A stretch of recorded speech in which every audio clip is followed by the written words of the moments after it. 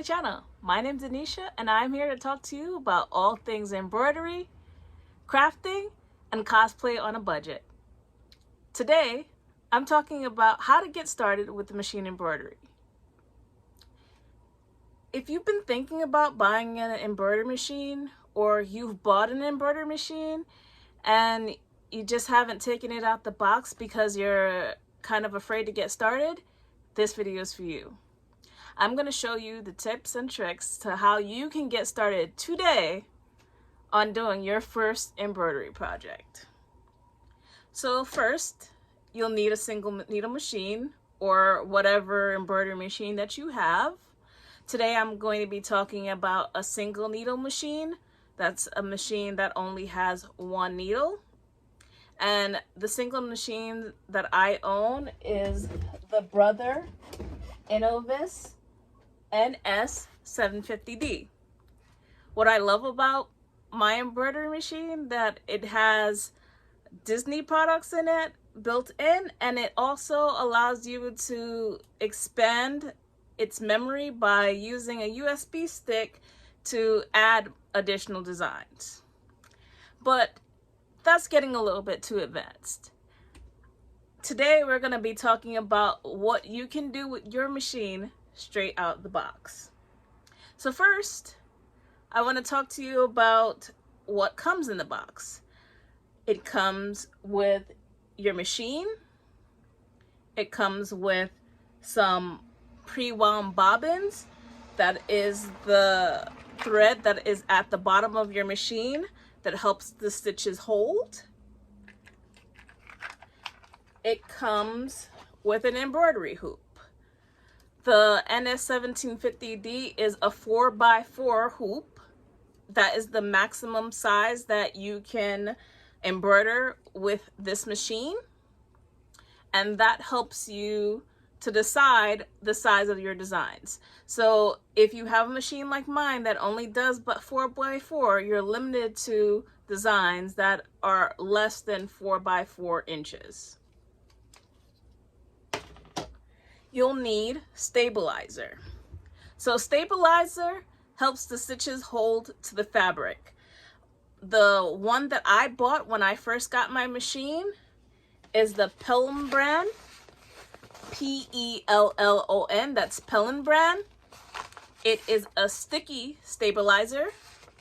So you can literally cut it to size of the item that you're trying to embroider on, and it sticks very tightly to the back of the design, or the back of the fabric, I should say. And what's cool about this is that it really holds on tight until you actually tear it off at the very end. There's multiple types of stabilizer, but for a beginner, I would suggest that you get this sticky stabilizer and potentially a stiff tearaway stabilizer. And what I like about this is that you can cut it to size to fit the hoop that you're using.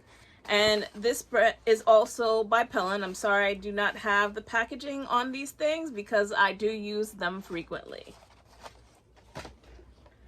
What else you will need is a medium that you can stitch on.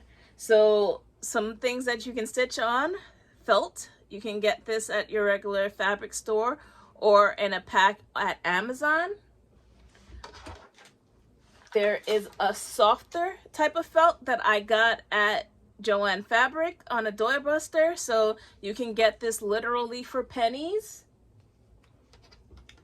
Or you can use quilter squares. These are pre-cut squares that you can use to stitch designs on straight from your machine. Some other optional tools that you'll need. These are called Wonder Clips. These things help to secure fabric down so that while the machine is in operation, it doesn't knock the fabric out of place. So this helps to hold it down. And you can also use regular pins. So the pins that you use to pin garments. sorry if you can't see this, but it's just a regular pin that you get in a pack of maybe 100 at your local Walmart, Michael's, or Joann's. Another thing that I would suggest that you purchase, and they're relatively inexpensive, is some fat quarter squares. These are helpful to practice on, especially since they're low cost, anywhere from 99 cents to $1.49. And so you can practice with the designs that are right in the machine. And then finally, you're going to need embroidery thread. So there are many types of embroidery thread. You can get threads on bobbins like this. I got this from Amazon in a set.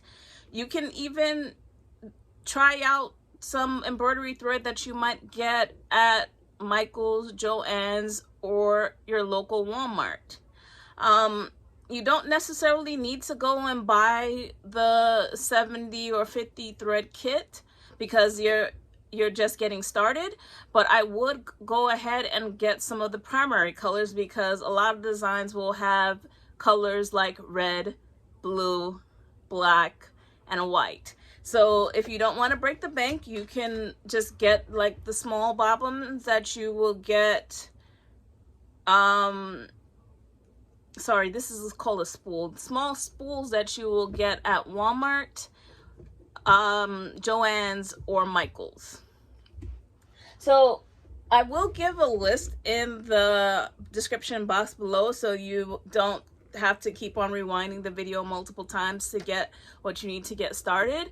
But the one thing that I'm going to suggest to you is that you get started.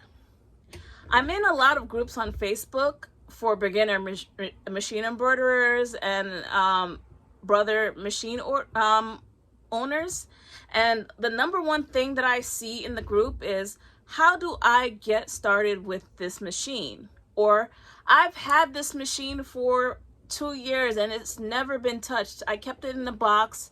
It's overwhelmed me. I don't know how to get started. Or, I bought this machine and I'm probably just going to sell it because I don't know what to do with it. And the one thing I'm going to tell you is that you got to get your hands dirty. Start messy. You're going to have to try it. And the worst that will happen is that you'll make mistakes. Just like any skill that you're going to learn, it is going to be a learning curve. You're going to want to quit, but you're not going to give up. Why? Because the art of embroidery is a beautiful thing, and soon you'll be doing hats, scarves, shirts, jackets, you name it.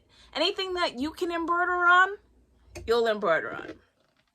And so I just want to encourage you, if you've bought a new machine and you don't know where to start, get started. And that is really the only way you can do this. So I would suggest you pick a design from the machine. It doesn't necessarily have to be a complicated design. It could be a monogram, for example. It could be a name, or it could be a Disney character if, like your machine, you have the built-in Disney designs. Some of the things that I have embroidered on are regular cloth napkins. So like, for example, I've monogrammed names onto handkerchiefs. I've embroidered characters onto blank fabric and I've turned them into masks. And I've also embroidered some denim jackets with my single needle. Being clear, this channel is for people to get into machine embroidery, but we are going to get complicated. We're going to go from single needles to multi-needle machines, because I am an owner of a 10-needle machine as well.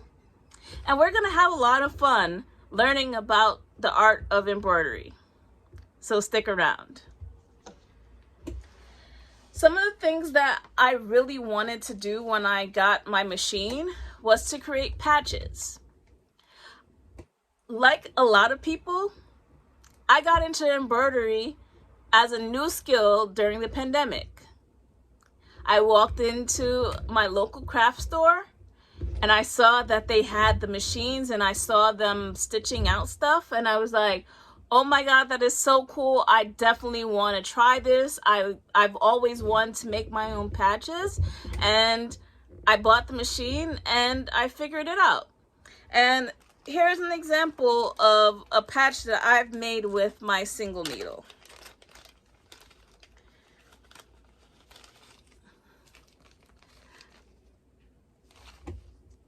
Don't worry about the profanity. There's a lot of different things that you can do with the machine.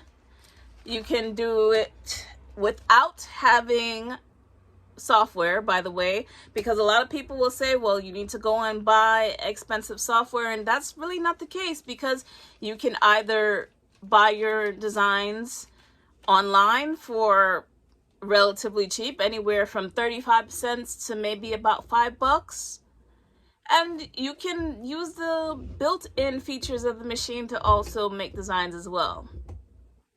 So I just want to let you know that you can get started today with machine embroidery, and I hope the tips that I've shared with you will help. Thank you. Please like and subscribe, and let me know what else you'd like to see. Bye.